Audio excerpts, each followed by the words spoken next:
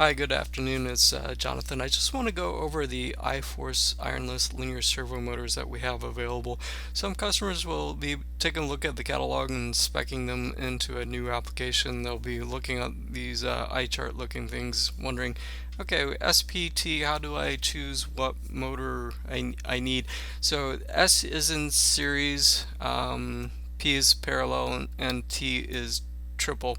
And so we list the back EMF and the resistance. So what we're doing is we're trading off resistance for voltage. So you'll notice as the resistance decreases, the voltage decreases, the back EMF. So if you're to move the motor by hand, you're turning it into a generator, there's a voltage coming back to the amplifier. When the voltage reaches the maximum bus voltage of the amplifier, you can't go any faster. So for low voltage applications, you could quickly run out of speed. Actually, for 120 volts AC, which is 167 volts DC, you're still well beyond what the maximum of the 110s could be. This would be more for the larger servo motors that have a larger voltage constant. Anyway, the iForce motors are 330 volts DC, which is the maximum. As custom, we can do higher voltages. So that is 240 volts AC into the amplifier, full wave rectified. So now the continuous output force of the motor is 45.4 newtons. So that does not change regardless of the winding that you pick, and I'll come back to that in a moment.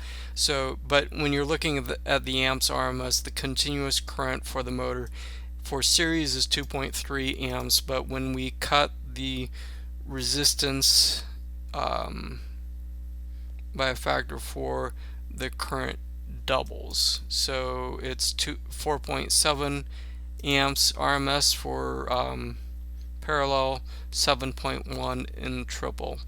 And so the voltage constant is getting cut in half. 15.7 drops to 7.9 for parallel, 5.2 in triple. So let's take a look at this in another way. Here I have a speed thrust curve generator, and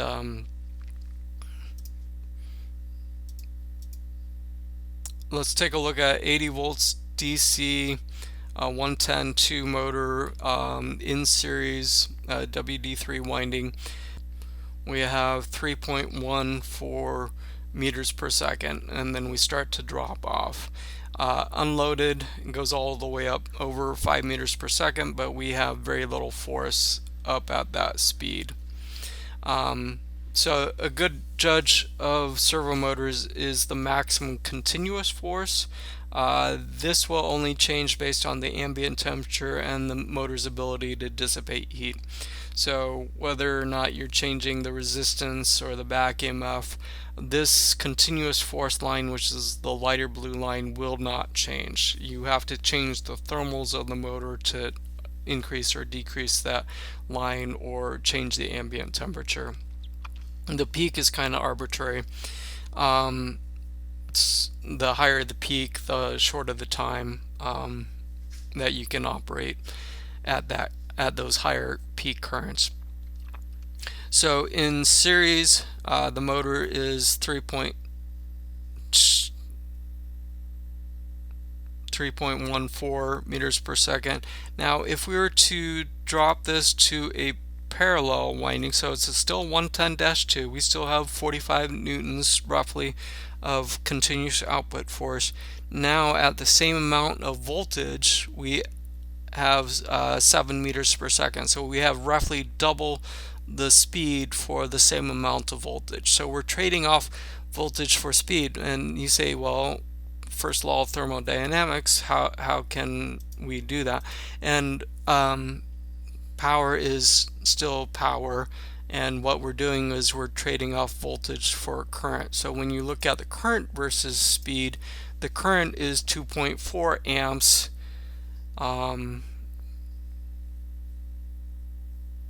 The lighter blue line is 2.4 amps in series, and in parallel, update the plot, is 4.85. So we cut the back EMF in half, we get double the amount of speed, but power being power. The output power is the thrust force times the speed. The input power is the voltage times the current. So if we're cutting the voltage in half, we're looking at the maximum voltage, not less than that. Servo motors you can actually run down in this range here, not at this line. This line is the limit. But if we cut the voltage in half for the same amount of power, volt amp, your power input is volt times amp, less your losses is your output power, is your speed times your thrust. So think of this as a different winding. Like we have the BE or the MPP series motors, and we have different windings for, let's say, 240 versus 460 volts AC, or 400 volts AC. This is just trading off voltage for speed. We do have the Y-wound motors in the 110 series motors. Again, this is just a different voltage. We put the same resistors in a Y configuration versus a delta. All the Trilogy motors are delta wound, and there's only the WD0 which are in Y wound, so you get a slightly different resistance and back EMF, and for that reason then your speed thrust curve would look differently. So if we look at a WD0 in series, it would be 1.4 amps, and at the same amount of voltage at